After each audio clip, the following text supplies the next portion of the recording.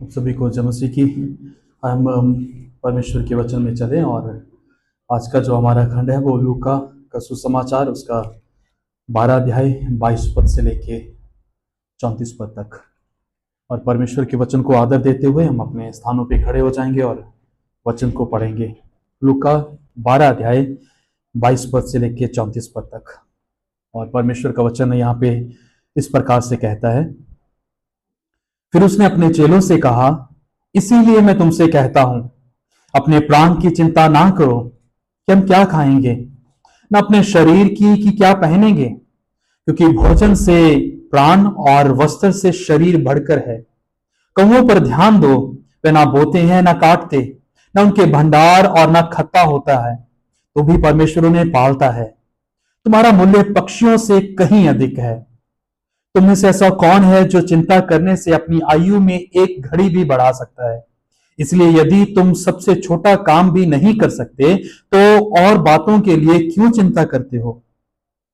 सोसनों के पेड़ों पर ध्यान करो कि वे कैसे बढ़ते हैं। वे ना परिश्रम करते ना काटते हैं, तो भी मैं तुमसे कहता हूं कि सुलेमान भी अपने सारे वैभव में उनसे उनमें से किसी एक के समान वस्त्र पहने हुए ना था। इसलिए यदि परमेश्वर मैदान की घास को, जो आज है और कल भाग में झोंकी जाएगी, ऐसा पहनाता है, तो वह, हे अल्पविश्वासियों, वह तुम्हें क्यों ना पहनाएगा? और तुम इस बात की खोज में ना रहो कि क्या खाएंगे क्या पिएंगे, और ना संदेह करो, क्योंकि संसार की जातियां इन सब वस्तुओं की खोज में रहती हैं, और तुम्हारा पिता जानता है कि तुम्हें इन वस्तुओं की आवश्यकता है। परंतु उसके राज्य की खोज में रहो, तो ये वस्तुएं भी तुम्हें मिल जाएंगी। हे छोटे झुंड, मत डर, क्योंकि तुम्हारे पिता को ये भाया है कि तुम्हें राज्य दे। अपनी संपत्ति बेचकर दान कर दो, और अपने लिए ऐसे बटुए बनाओ जो पुराने नहीं होते, अर्थात तो स्वर्ग पर ऐसा धन इकट्ठा करो जो घटता नहीं, और जिसके निकट चोर नहीं जाता और कीड़ा नहीं बिगाड़ता, क्योंकि जहां तुम्हारा धन है वहां तुम्हारा मन भी लगा रहेगा। ये परमेश्वर का वचन है। कृपया बैठ जाएं।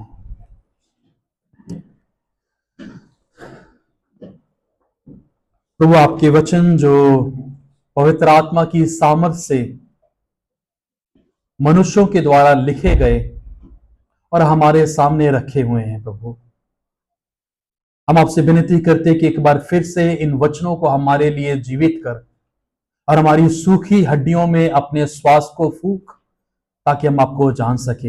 हमारी परिस्थितियां बहुत बार व्याकुल कर देने वाली होती हैं, हमारे दृष्टिकोण, हमारे नजरिए बहुत बार प्रभु आपको पीछे धकेल कर अपनी स्व इच्छा को पूरा करने के होते हैं। लेकिन प्रभु, हमारी विनती आज इस पहर में यह है कि आप हमसे बात करें, ताकि हमारा जीवन आपके नजरिए से देखा जाए, परखा जाए, जांचा जाए और आपके आपके योग्य ठहरे। प्रभु, आप सहायता करें, मसीह यीशु के नाम से मांगते हैं, आमीन। हम देख रहे हैं लूका 12 अध्याय उसका 22 पद से लेके 34 पद तक। पिछले सप्ताह हमने देखा था कि किस तरह एक धनी पुरुष जो है वो जो अपने आप को पर्याप्त चीजें मुहैया करवाता है, और एक समय आता है जब वो अपने आप को कहने लग जाते हैं कि तेरे पास सब कुछ है, किसी भी रूप से तेरे पास अभी कोई भी कमी नहीं है, सब कुछ है, चाहे वो खाने के रूप में हो, पहनने के रूप में हो, चाहे फिर वो रहने के रूप में हो, हर चीज पर्याप्त से बहुतायत की तेरे पास है। लेकिन अंत में जो सवाल उसके मन में दस्तक दे रहा था, जो परमेश्वर की तरफ से था, 20 पद में जो हमने देखा था, भाई राजेंद्र हमें सिखा रहे थे, वहां पे आया कि हे मूर्ख, अगर आज की रात्रि ही तेरे प्राणों को तेरे से ले लिया जाए तो तू क्या करेगा? जो सब कुछ इकट्ठा किया है, जो सब कुछ खत्तों में भरा है और स्टोरेज में डाला गया, वो सब क्या करेगा?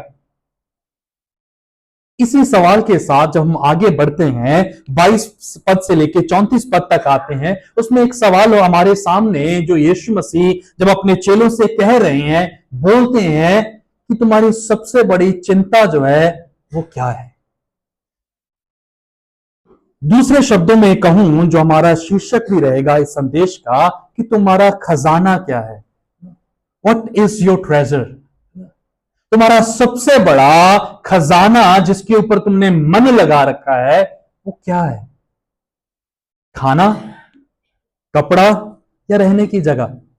और एक मनुष्य को सरवाइव करने के लिए इन तीनों चीजों की जरूरत होती है। उसको कपड़ा चाहिए होता है अपने शरीर को ढकने के लिए, अपनी भूख को तृप्त करने के लिए उसे खाना चाहिए होता है, और अपने आप को ढकने के लिए या रहने के लिए सिर पे छत चाहिए होती है। तीनों चीजें जो है वो अनिवार्य हैं। और उस बीच में परमेश्वर अपने चेलों के सामने इस सवाल को छोड़ते हैं और पूछते हैं कि तुम्हारा सबसे बड़ा धन जो है वो क्या है? दूसरे शब्दों में कहूं तो यीशु मसीह उनसे पूछ रहे थे कि सबसे ज्यादा विश्वास तुम्हें किस पर है?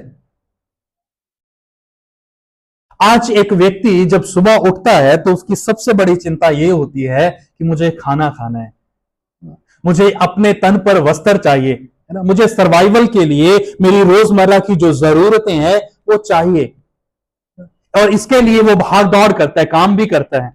और सुबह जब मैं उठा तो मैं अपने छोटे बेटे अकीश से पूछ रहा था कि जब सुबह तुम उठते हो तो तुम्हें किस बात की चिंता होती है? तो उसने मुझे पलट के जवाब दिया, पापा की चिंता क्या होता है, टेंशन क्या होती है? मतलब मुझे नहीं पता कि टेंशन क्या होती है। तो मैंने फिर उसको और सरल तरीके से समझाने का प्रयास किया। मैंने उससे पूछा कि जब तू उठता है क्या तुझे फिक्र होती है कि मैं क्या खाऊंगा आज? बोला नहीं पापा, नहीं होती मुझे। तुझे फिक्र होती है कि तू क्या कपड़े पहनेगा, आज तेरे पास कपड़े होंगे या नहीं होंगे? बोला नहीं पापा, नहीं होती मुझे। रहने की चिंता होती है तुझे? नहीं होती। किस चीज की चिंता होती है? तो उसका जवाब था, मुझे सिर्फ खेलने की चिंता होती है कि मुझे खेलने के लिए भेजा जाएगा या नहीं भेजा जाएगा। तो मैं जांचना चाह रहा था, उसके साथ इस बात को समझना चाह रहा था कि परमेश्वर एक बच्चे के रूप में किस तरह से हमसे बात करते। उसको कोई फिक्र नहीं है खाना कहां से आएगा, वस्त्र कहां से आएंगे, या रहने के लिए घर जो है कैसे बनाया जाएगा, उसको कोई टेंशन नहीं है, बेफिक्र है। तो मेरी वाइफ ने उसके साथ जवाब में जोड़ते हुए कहा जो जो मैं सोच नहीं रहा था। मेरी वाइफ ने बोला कि इसको क्या फिक्र है, इसके साथ पिता है ना, इसको कोई टेंशन नहीं है।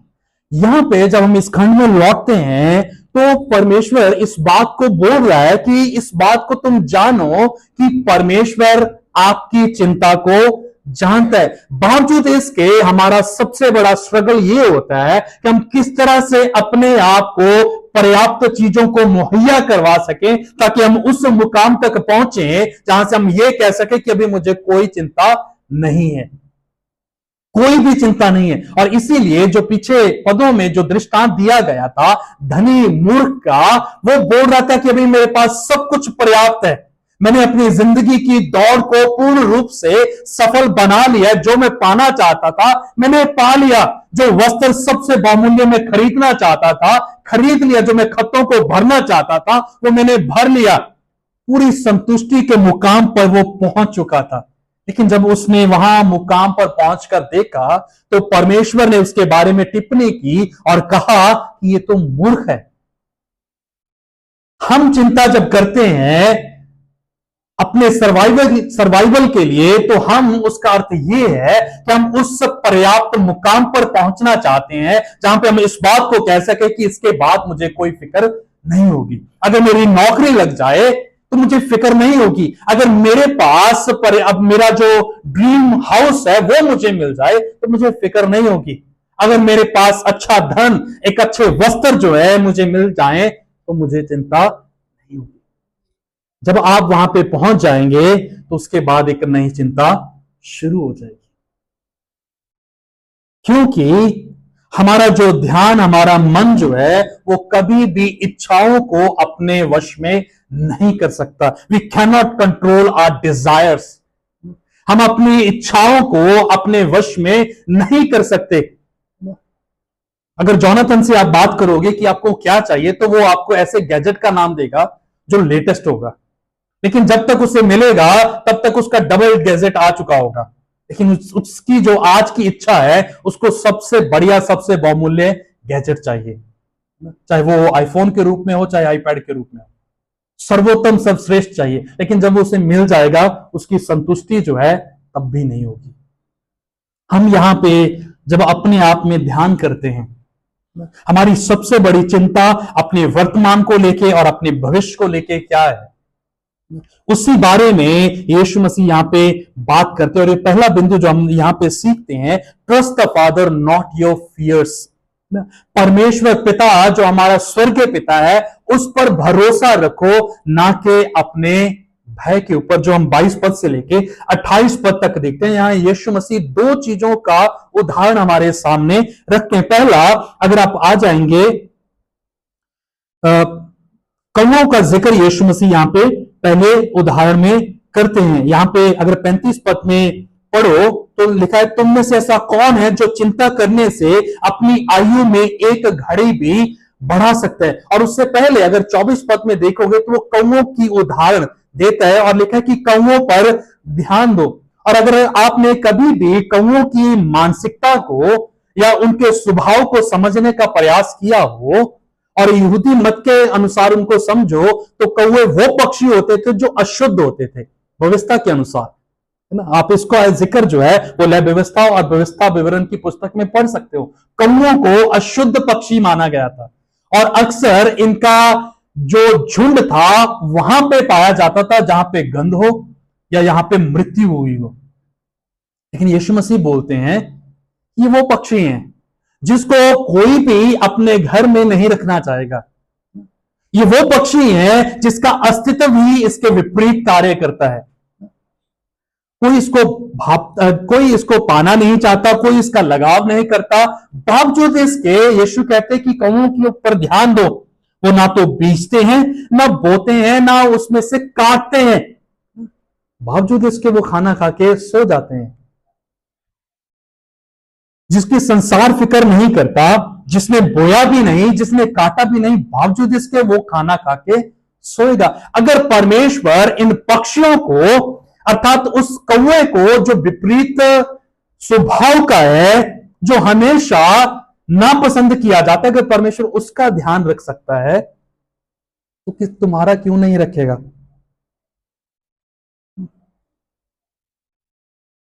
कौवे जो होते हैं उनकी मानसिकता या उनकी प्रवृत्ति जो होती है वो ये होती है कि वो छीनते हैं, देते नहीं है, छीनते हैं वो। परमेश्वर ने इसी पक्षी का इस्तेमाल वचन में, जब आप कौओं के बारे में पढ़ोगे, अलग अलग परिस्थितियों में अलग अलग तरह से किया हुआ है।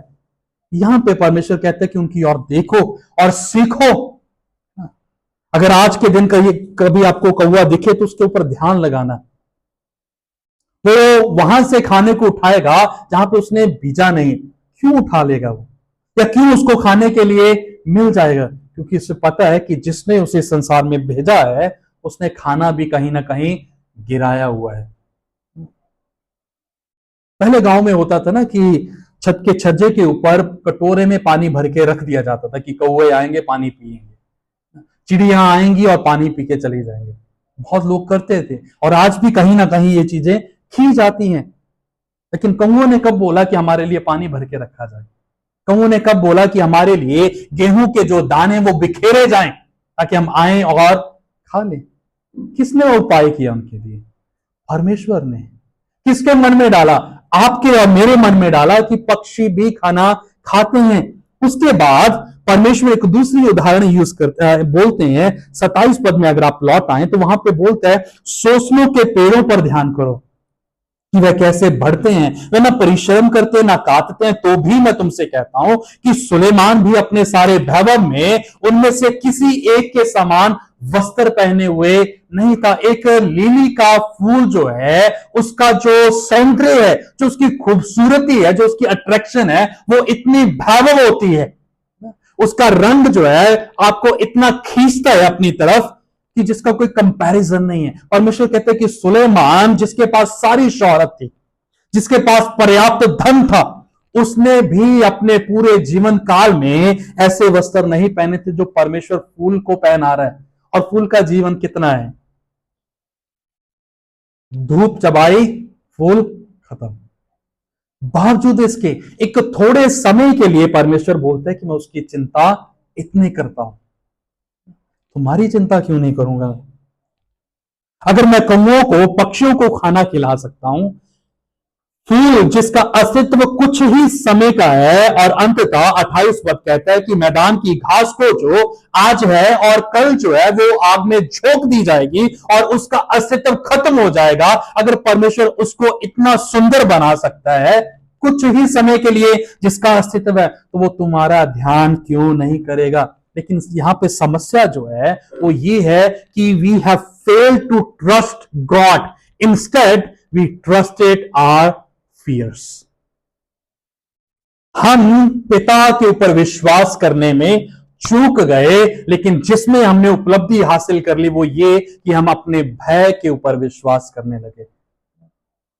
और जब हम इसको देखेंगे तो हमारा भय सीधा सीधा इस बात को बताता है कि हम परमेश्वर पर विश्वास नहीं कर रहे। ये व्यक्ति जब खत्ते भर रहा था पिछले पदों में, वो क्या सोच के भर रहा था कि अकाल पड़ रहा है, पता नहीं खाना होगा या नहीं होगा। उसने क्या पूरे खत्ते भर ले, किसी को मिले ना मिले लेकिन मेरे पास पर्याप्त में है, मैंने धन जो है बटोर लिया है। लेकिन परमेश्वर ने कहा कि अगर आज की रात ही तू मर जाए तो ये खत्ते जो भरे गए हैं उसको कौन इस्तेमाल करेगा। Most of the time we as Christian are driven by our fears instead of our trust. अधिकांश हम मसीह लोग जो हैं वो अपने भय के द्वारा चलाए जाते बजाय इसके कि हम विश्वास के द्वारा चलाए जाए। और इसीलिए यीशु मसीह अपने चेलों को कहते हैं 22 पद में, इसीलिए मैं तुमसे कहता हूं कि तुम अपने प्राण की चिंता ना करो कि तुम क्या खाओगे। अभी हमारे देश में जो त्रासदी है वो गैस सिलेंडर की है। कहां से गैस सिलेंडर लेके आए? लोगों ने वापस चूल्हे जलाने शुरू कर दिए। हम भी यहाँ पे करेंगे, चूल्हा जलाएंगे हम, क्योंकि हमारे पास भी सिलेंडर जो है वो पूरा पूरा ही है, कुछ दिन का ही है। उसके बाद चूल्हे का इंतजाम भाई मुकेश ने कर लिया, लकड़ियां खरीद ली हैं। लेकिन इस बीच में हमारे सामने जो चुनौती है, जो सवाल है कि विश्वास कहां पे है हमारा। Are we every day driven by our fear और आर वी ट्रस्टिंग गॉड। क्या हम परमेश्वर पे विश्वास करने के द्वारा चलाए जा रहे हैं या फिर अपने भय के द्वारा चलाए जा रहे हैं। और हम देखेंगे जब हम अपने जीवन का मूल्यांकन करेंगे तो पाएंगे कि हम बजाय इसके कि विश्वास हमें चलाता, हमारा भय हमें चला रहा है, मेरा भय हमें चला रहा है। लेकिन यीशु मसीह कहते हैं कि look at the ravens, look at the lilies, कौओं और सोसनों के पेड़ों को देखें। और यदि तुम सोचते हो कि अगर तुम फिक्र कर लोगे और किसी भी रूप में अपनी उम्र में इजाफा कर लोगे, परमेश्वर कहते कि भूल जाओ। 25 पद, तुम में से ऐसा कौन है जो चिंता करने से अपनी आयु में एक घड़ी भी बढ़ा सकता है। चिंता करने से उम्र बढ़ती नहीं है, घटती है। और मेरे जैसे लोगों के तो कईयों के बाल भी झड़ जाते हैं फिक्र करने से, चिंता करने से। कई ज्यादा जल्दी बूढ़े हो जाते हैं। किसी किसी रूप से जो फिक्र है वो हमें दिखने लगता है हमारे शरीर पे। लेकिन परमेश्वर कहते हैं कि क्या तुम ऐसा करके एक घड़ी भी अपने जीवन में ऐड कर सकते हो? और जवाब है नहीं। 26 पद कहता है, इसलिए यदि तुम सबसे छोटा काम भी नहीं कर सकते तो और बातों के लिए क्यों चिंता कर रहे हो। अगर परमेश्वर ने मुझे जीने के लिए 50 साल दिए हैं तो मैं 50 साल एक दिन नहीं कर सकता। मैं जब इसको पढ़ रहा था तो एक आर्टिकल जो मैं इसके साथ साथ पढ़ रहा था उसमें बड़ा बारीकी से इस चीज को समझाया गया था कि हम अपने जीवन को कितना हल्के में लेते हैं। जब हम अंदर सांस खींचते हैं, जब हम इनहेल करते हैं, हमें नहीं पता कि एक्सेल कर भी पाएंगे या नहीं कर पाएंगे। सांस अंदर लिया, लेके देखिए, सांस अंदर खींचिए और हमें पता नहीं बाहर जाएगा भी या नहीं जाएगा। इतना भी हमारे वश में नहीं है। और हम फिक्र किसकी कर रहे हैं? ईरान का क्या होगा, इज़राइल का क्या होगा, परमेश्वर की चुनी हुई प्रजा का क्या होगा, मेरा क्या होगा। जो चीज मेरे वश में नहीं है मैं उसको क्या कर रहा हूं, अपने कंट्रोल में करने का प्रयास कर रहा हूं ताकि दिखने में मैं क्या लगूं, बुद्धिमान लगूं। अक्सर जो चिंता करने वाले लोग होते हैं वो बुद्धिमान नजर आते हैं, लेकिन होते नहीं है। परमेश्वर कहता है कि एक घड़ी का इजाफा भी जो है तुम अपने जीवन में नहीं कर सकते हो, तो क्यों कोशिश कर रहे हो?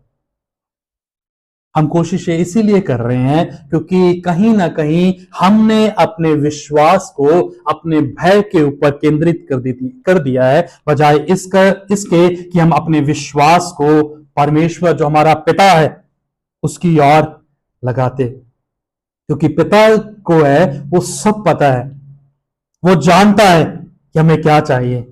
और इसीलिए जब हम लूका 11 अध्याय पढ़ रहे थे, जहां पे यीशु मसीह प्रार्थना में सिखा रहे थे, तो वहां पे हमें बोला गया था, सिखाया गया था मसीह के द्वारा कि जब तुम प्रार्थना करो तो कहो, हे हमारे स्वर्गीय पिता, हमारे हमारे आज दिन की जो रोटी है वो आप हमें दें। परमेश्वर देगा, देगा परमेश्वर।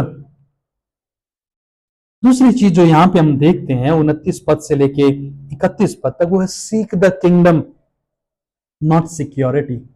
परमेश्वर के राज्य की खोज करना, ना कि सुरक्षा की ताक में या तलाश में बने रहना। 29 से 31 पद तक हम देखते हैं यीशु मसीह पहले चर्चा कर रहे थे कि तुम्हारा विश्वास जो है वो परमेश्वर अर्थात पिता के ऊपर हो, ना कि तुम्हारे भय के ऊपर। और इसीलिए जब चेले अपने विश्वास को परमेश्वर के अलावा किसी और स्थान पर रखे हुए थे, तो परमेश्वर उन्हें बोल रहा था 28 पद के अंतिम हिस्से में, हे अल्प विश्वासियों, वह तुम्हें क्यों नहीं पहनाएगा? हे अल्पविश्वासियों, वो तुम्हें तुम्हारी पर्याप्त जीवन की जो जरूरत है वो क्यों नहीं पूरा करेगा? और उसके पश्चात जो हमारे लिए कंडीशन है, परमेश्वर बोलते हैं सीक द किंगडम, परमेश्वर के राज्य की खोज करो। क्या कहता हूं 29 पद, और तुम इस बात की खोज में ना रहो कि क्या खाएंगे क्या पिएंगे, और ना संदेह करो, इस चीज का संदेह ना करो। 30 पद जो बड़ा कठोर वचन है वहां पे पढ़े, पहला शब्द जो उसका है, क्योंकि संसार की जातियां जो है इन्हीं सभी वस्तुओं की खोज में रहती है।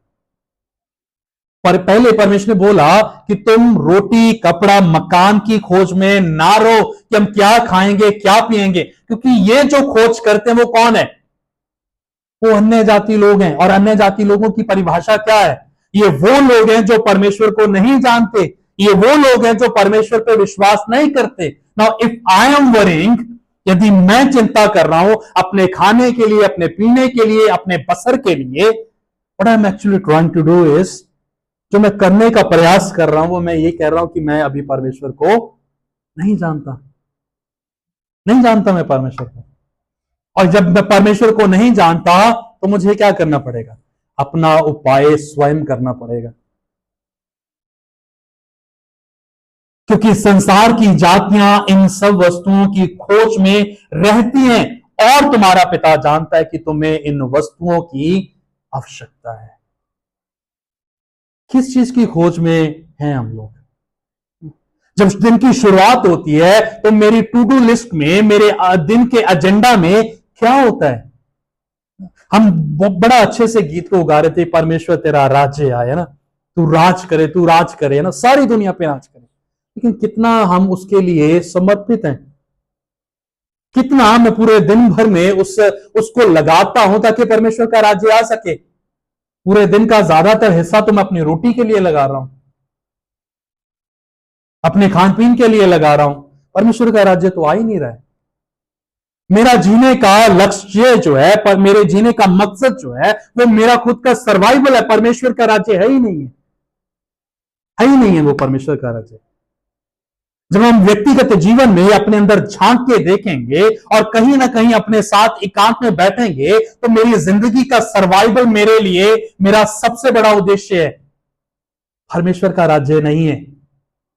और याद रखें, जब ये बात कर रहे हैं यीशु मसीह भीड़ से नहीं कर रहे हैं। भीड़ से अलग यीशु मसीह अपने चेलों से बात कर रहे हैं और उन्हें कह रहे हैं कि यदि तुम ये सारी चीजों की चिंता कर रहे हो तो तुम में और अन्य जातियों के बीच में कोई फर्क नहीं है। सिर्फ दुआ सलाम करने से, हालेलुया प्रेज द लॉर्ड करने से या आराधना करने से कुछ नहीं होगा। जब तक परमेश्वर हमारे अस्तित्व का हिस्सा नहीं बनेगा, जब तक हमारा मकसद, हमारे जीवन का आधार जो है वो स्वयं परमेश्वर नहीं बनेगा, तब तक क्या है, हम इस बात को जीते रहेंगे। और यहां पे सीधे तौर पर जो डिफरेंस है वो ये बताता है, जो हमें जानने के लिए प्रेरित कर रहा है, अपने आप से सवाल पूछने के लिए मजबूर कर रहा है कि मैं हूं कौन? Do I know God? क्या मैं परमेश्वर को जानता हूं? क्योंकि यदि मैं परमेश्वर को जानता तो मैं क्या करता? मैं परमेश्वर के ऊपर निर्भर होता। हम सभी जो काम करते हैं, खासतौर पे जो सैलरी उठाते हैं, हमारा विश्वास कहां पे है? कहां पे हमारा विश्वास? मैं संस्था के साथ काम करता हूं और बहुत बार यह सवाल मन में आता है, और बहुत बार विश्वास जो है वो संस्था के ऊपर आता है कि आ ही जाएगी सैलरी, तो महीना खत्म होगा, उससे 2 दिन पहले अकाउंट में सैलरी आ जाएगी, क्रेडिटेड इनटू योर अकाउंट आ जाएगी। कल्पना करें ये अगर नहीं आई तो? नहीं आएगी तो क्या करेंगे? फिर पता चलेगा कि कितना प्रभु के राज्य के लिए काम कर रहे हैं। जब तक हमारा अकाउंट में क्रेडिटेड हो रहा है कुछ ना कुछ पैसा, जो सैलरी हमारी उसमें आ रही है, तब तक परमेश्वर जिंदाबाद है, तब तक हम परमेश्वर के पीछे हैं। लेकिन अगर नहीं आएगी तो? मेरा विश्वास जो है वो कहीं ना कहीं, अगर हम देखेंगे, मूल्यांकन करके देखेंगे, मेरा विश्वास संस्था के ऊपर, किसी पर्टिकुलर डिपार्टमेंट के ऊपर है कि वहां से आएगा, मेरे अकाउंट में डाल दिया जाएगा, मेरा जीवन जो है चलता रहेगा। आई am not dependent on God. मैं परमेश्वर के ऊपर निर्भर हूं ही नहीं, मैं डिपेंडेंट हूं अपने डिपार्टमेंट के ऊपर, अपने वर्कशॉप के ऊपर, कि वहां से पैसा आएगा और चलता रहेगा। मैं परमेश्वर के ऊपर निर्भर ही नहीं हूं, क्योंकि यदि मैं परमेश्वर के ऊपर निर्भर होता तो मैं मेरे जीवन से झलकता, मेरे जीवन से वो पता चलता। और जब हमारा विश्वास ऐसी तराजदियों में से परखा जाता है, आप देखेंगे कि अधिकांश लोग जो हैं वो घुटने टेक देते हैं, वो अपने अपने उपाय जो है खोजने रहते हैं कि नहीं ये करेंगे, वो करेंगे, हम ये चीज करने लग जाएंगे ताकि हमारा परिवार जो है चलता रहे। परमेश्वर है ही नहीं है। और दुर्भाग्य की बात यह है कि इसमें सबसे ज्यादा लोग जो विश्वास नहीं करते परमेश्वर के प्रोविजन पे और परमेश्वर के प्रदान करने की सामर्थ्य के ऊपर, ये मसीह लोग हैं। मसीह लोग हैं ये जो विश्वास नहीं करते। जो नए लोग हैं जो परमेश्वर में अभी आ रहे हैं, उनका विश्वास बड़ा अटल है, लेकिन जिसको परमेश्वर के साथ चलते चलते थोड़ा समय हो गया है, उनका विश्वास कहां पे? रिसोर्सेस के ऊपर होता है कि आ ही जाएगा, कोई ना कोई तो फंड भेज ही देगा, कोई ना कोई तो डोनेशन इकट्ठा करेगा और अकाउंट में डाल देगा। अगर नहीं आया तो? परमेश्वर बोलते हैं कि इस बात की खोज में ना रहो कि क्या खाएंगे, क्या पिएंगे, और ना संदेह करो, क्योंकि ये सारी चीजें अन्य जाति लोग भी करते हैं। लेकिन मैं अगर इस बात का दावा करता हूं कि मैं बचाया गया हूं, नया जन्म पाया हुआ हूं, तो आई ट्रस्ट गॉड इनफ। क्या मैं परमेश्वर में पर्याप्त विश्वास जो मेरा है, क्या मैं कर रहा हूं? और इसीलिए परमेश्वर बोल रहा है, seek the kingdom not security. अब देखेंगे कि हम सभी ने अपने आप को सुरक्षित करने के लिए कुछ ना कुछ हीला किया हुआ है, कुछ ना कुछ उपाय जो है हमने बना रखे हैं। ये हो जाएगा तो ये है, ये है, ये हो जाएगा तो ये है। अच्छी बात है, लेकिन हमारा भरोसा कहां पे है? हमारा भरोसा कहां पे है? मेरी जिंदगी का लक्ष्य क्या है? जब मैं सुबह उठता हूं तो मेरे मन में सबसे पहला विचार जो है वो क्या होता है? मेरा सर्वाइवल या परमेश्वर का राज्य? और आप देखेंगे वो अपना सर्वाइवल है, परमेश्वर का राज्य नहीं है। हमारी प्रार्थनाएं मेरी जरूरत और मेरे सर्वाइवल के केंद्र में घूमती हैं, परमेश्वर के राज्य के लिए नहीं घूमती। आप देखेंगे, यदि आप अपनी प्रार्थना को इवैल्यूएट करके देखेंगे तो पाएंगे आपकी प्रार्थना का अधिकतर हिस्सा आपकी जरूरतों की पूर्ति करने के लिए भूख हड़ताल जैसे है परमेश्वर के सामने, परमेश्वर के राज्य के विस्तार के लिए नहीं। हम उपवास प्रार्थना कर रहे हैं, लेकिन आप देखेंगे जो भी उपवास प्रार्थना कर रहे हैं, कुछ आज भी कर रहे हैं, अब आप अपने आप को देखें, जांचें कि जब आप प्रार्थना करेंगे उसमें सबसे ज्यादा प्रार्थना क्या कर रहे होंगे, आप क्या कर रहे होंगे? परमेश्वर का राज्य आए, परमेश्वर मुझे अपने धर्म की खोज करने वाला खोजी बना, नहीं आएगा। क्यों? क्योंकि वो हमारे टू डू लिस्ट में नहीं है, वो हमारा एजेंडा नहीं है, मेरी जिंदगी का मकसद नहीं है। गाने में बड़ा अच्छा लगता है लेकिन रियलिटी से बहुत परे है। Seek the kingdom not security. और उसके बाद अगर हम 31 पद में आए तो वहां पे लिखे परंतु उसके राज्य की खोज में रहो तो ये वस्तुएं जो हैं तुम्हें मिल जाएंगी। यहां पे एक बहुत बड़ी ट्रिक है। 31 पद में लिखा है परंतु तुम परमेश्वर के राज्य की खोज करो, ये सारी चीजें, है ना, खोज में रहो तो ये सब वस्तुएं जो हैं तुम्हें मिल जाएंगी। आपको पता है कि हम मसीह लोग जो हैं वस्तुओं के पाने के चक्कर में परमेश्वर के राज्य की खोज करते हैं। अगर हम परमेश्वर को कोई भेंट दे रहे हैं तो मन में क्या है, मैं इतना दे रहा हूं, परमेश्वर इसका डबल करके मुझे दे देगा। अगर मैं टाइट परमेश्वर को दे रहा हूं तो मेरे मन में क्या चल रहा है, मैं टाइट दे रहा हूं, परमेश्वर मेरे इनकम को बढ़ाएगा। परमेश्वर के साथ हम क्या कर रहे हैं, एक क्या बोलते हैं उसको, लॉटरी जैसे खेल रहे हैं कि परमेश्वर मैं इतना डाल रहा हूं, इसका डबल करके मुझे दे दे। समर्पण नहीं है वहां पे। परमेश्वर के साथ हम अपने इनकम को डबल करने के उपाय ढूंढ रहे हैं। परमेश्वर इतना मैं डाल रहा हूं, आज मैंने 10 डाले तो थ्रू आउट द वीक मुझे 20 करके वापस आइए, नहीं तो अगले सप्ताह 5 ही डालूंगा। Seek the kingdom not security. हम परमेश्वर के को अगर कुछ देते हैं उससे पाने के लिए दे रहे हैं। मेरा सैक्रिफिशियल गिविंग जो है, बलिदानी भेंट जो है वो नहीं है। मैं जब टाइट देता हूं तो मेरे मन में विचार है भाई मेरा पैसा डबल होगा, इसीलिए मैं टाइट दे रहा हूं। जब मैं भेंट डाल रहा हूं तब मेरे मन में यह विचार है इतना डाल दिया इतना मुझे मिलेगा। परमेश्वर ने कहा है परमेश्वर के राज्य की खोज करो तो सारी चीजें तुम्हें मिल जाएंगी। मत्ती में पढ़ेंगे तो वहां पे लिखा है कि दबा दबा के मिलेंगी, कोई कमी नहीं छोड़ेगा। क्यों दे रहे हैं हम परमेश्वर को? अपनी सिक्योरिटी के लिए, परमेश्वर के राज्य के विस्तार के लिए नहीं, परंतु अपनी सिक्योरिटी के लिए। We are investing in the kingdom of God. हम परमेश्वर के राज्य में निवेश कर रहे हैं ताकि मैं सिक्योर हो सकूं। परमेश्वर के राज्य के विस्तार से इसका कुछ लेना देना नहीं। जैसे कई स्कीम्स चलती है ना कि आप पैसा दीजिए और 1 महीने बाद उसकी इनकम जो है वो डबल हो जाएगी। ये लेन देन हम परमेश्वर के साथ करते हैं।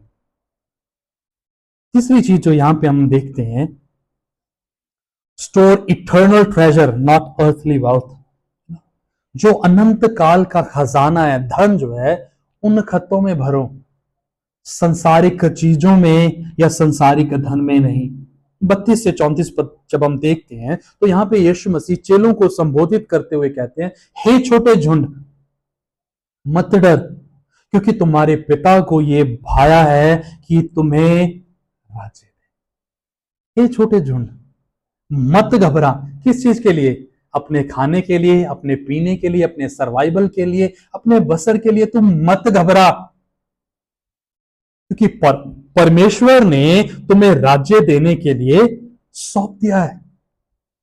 अपनी संपत्ति बेचकर दान कर दो और अपने लिए ऐसे बटुए बनाओ जो पुराने नहीं होते, अर्थात तो स्वर्ग पर ऐसा धन इकट्ठा करो जो घटता नहीं और जिसके निकट चोर नहीं जाता और कीड़ा नहीं बिगाड़ता, क्योंकि यहां तुम्हारा मन और जहां तुम्हारा धन वहां तुम्हारा मन भी लगा रहेगा। Invest in the eternal kingdom of God. परमेश्वर के अनंत काल के राज्य में निवेश करो, जहां पे कोई चोर नहीं जाता, जहां पे कीड़ा भी नहीं लगता, जहां पे कोई चुरा नहीं पाता, उस राज्य में अपने आप को निवेश करो। नाउ ये सवाल के साथ मैं सोचता हूं कि शायद हमें अपने अपने ऊपर मनन करना चाहिए, अपने आप का मूल्यांकन करना चाहिए कि जब हम अपने ऊपर ध्यान लगाते हैं तो मैं इस खाली स्थान में क्या भरता हूं। जब ये सवाल आता है कि मेरा सबसे बड़ी सिक्योरिटी जो है, मेरा सबसे बड़ा निवेश जो है वो क्या है, क्या है मेरा सबसे बड़ा निवेश, सबसे बड़ी इन्वेस्टमेंट मेरे जीवन की क्या है, क्या है मेरा सबसे बड़ा निवेश। किसी पेरेंट्स से पूछा जाएगा कि आपकी सबसे बड़ी इन्वेस्टमेंट क्या है एज पेरेंट्स, बोलेंगे हमारी सबसे बड़ी इन्वेस्टमेंट जो है वो हमारे बच्चे हैं, उनका फ्यूचर है, उन्हीं के लिए तो है जो हम जी रहे हैं, इनके अलावा हमारा है ही क्या, इनके अलावा तो सब कुछ है आपका।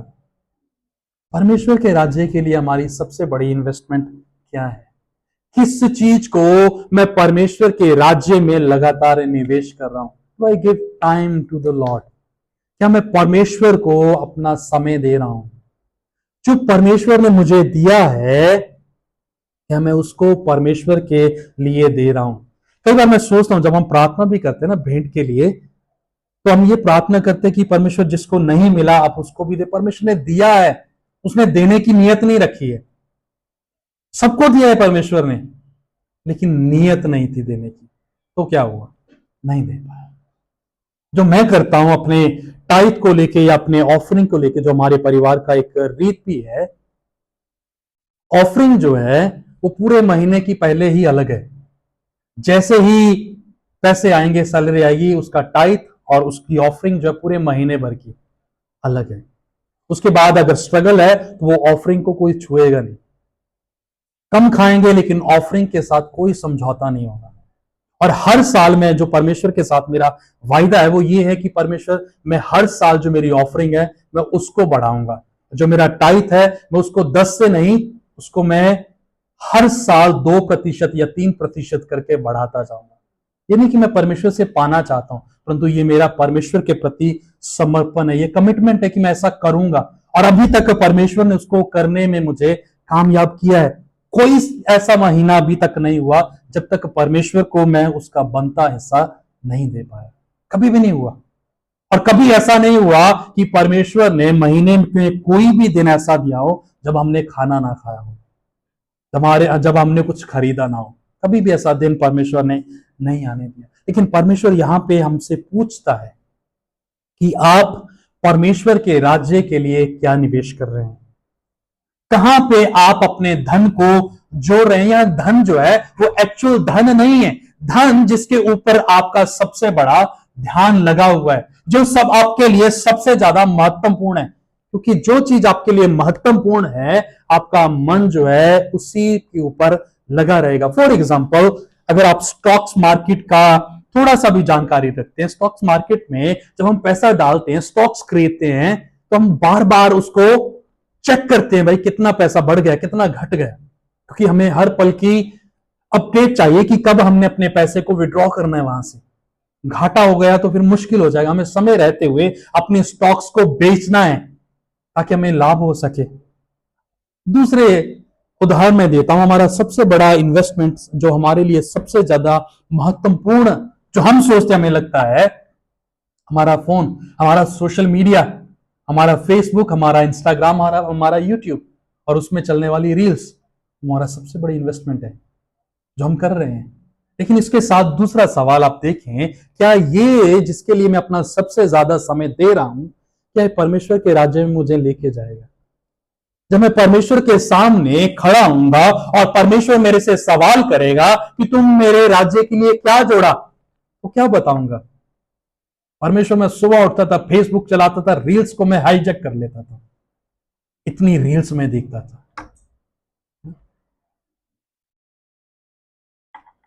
क्या बोलेंगे हम परमेश्वर को कि मैंने परमेश्वर तेरे राज्य में यह निवेश किया है।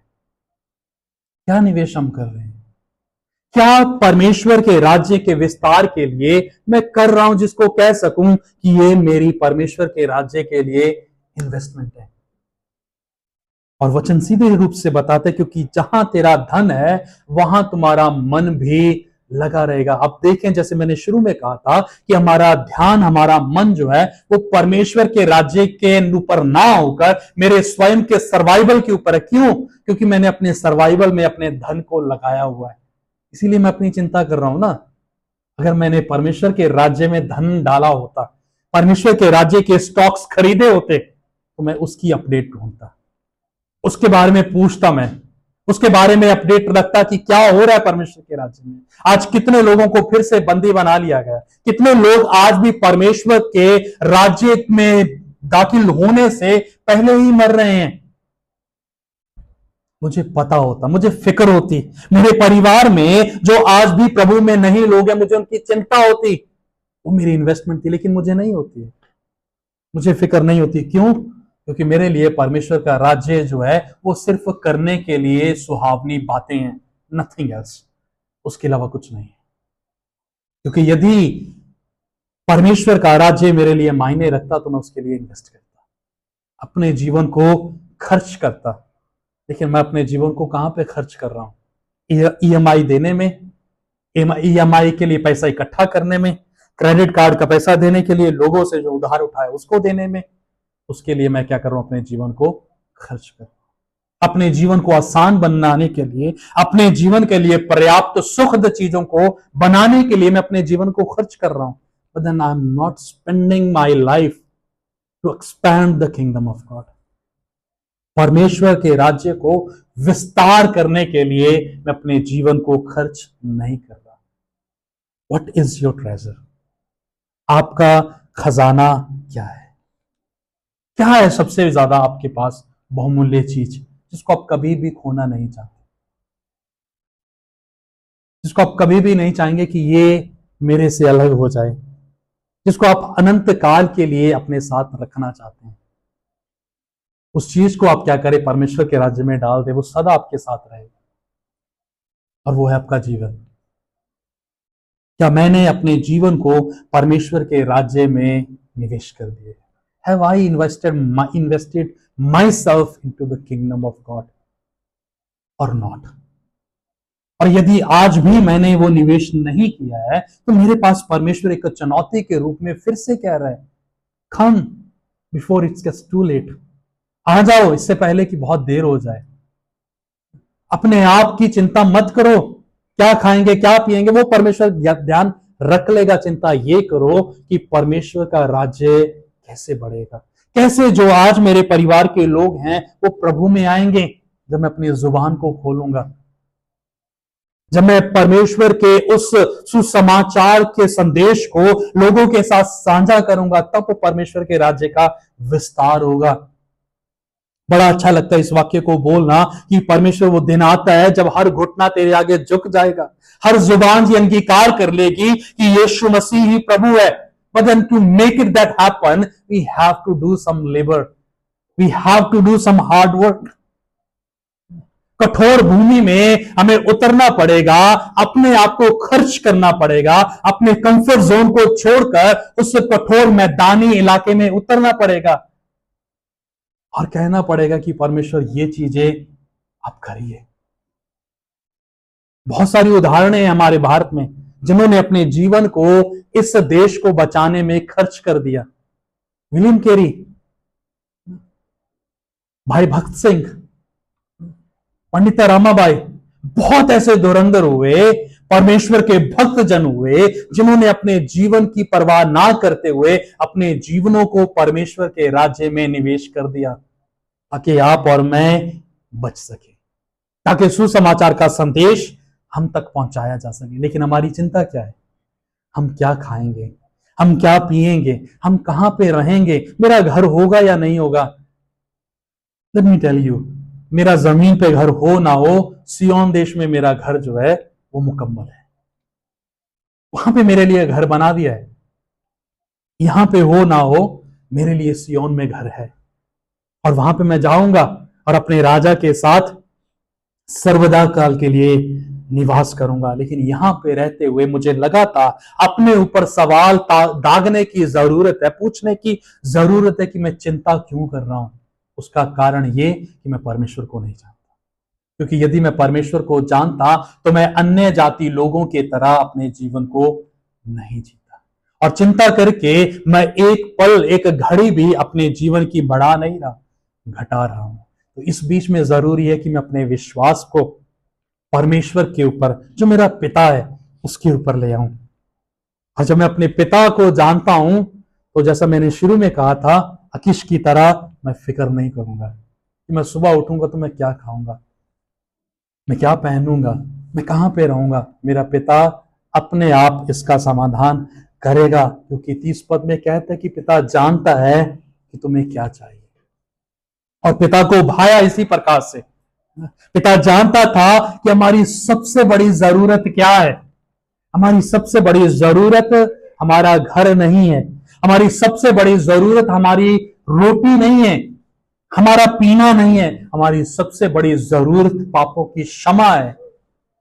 परमेश्वर के उस धर्मी प्रकोप से बचना हमारी सबसे बड़ी जरूरत है। और परमेश्वर जैसे लिखता है कि पिता जानता है कि तुम्हारी सबसे बड़ी जरूरत क्या है।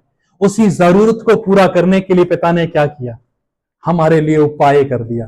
क्या उपाय कर दिया कि उसने अपने इकलौते पुत्र को हमारे लिए दे दिया।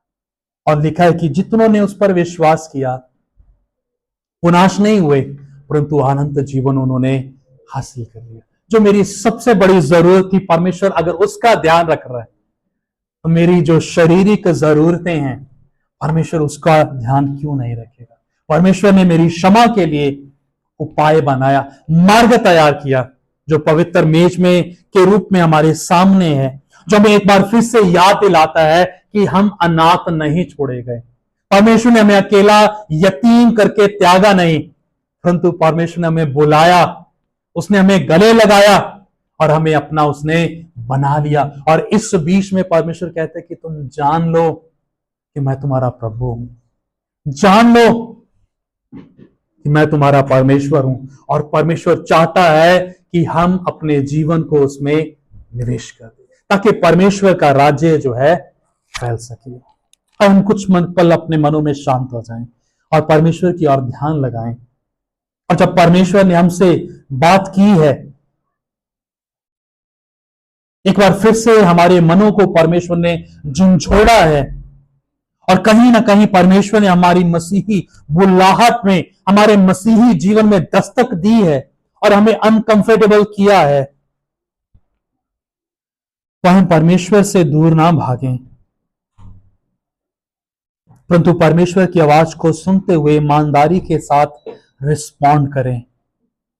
और यदि मैं चूक गया हूं अपने जीवन को परमेश्वर में लगाने के लिए, यदि मैं चूक गया हूं परमेश्वर को अपना उद्धारकर्ता मानने के लिए, तो प्रियो ये समय है कि हम अपने आप को परमेश्वर को सौंप दें, उसको अपना उद्धारकर्ता करके जान लें, उस पर विश्वास करें और कहें कि परमेश्वर यदि आप मुझे ना बचाएं तो मैं अपने आप को नहीं बचा सकता।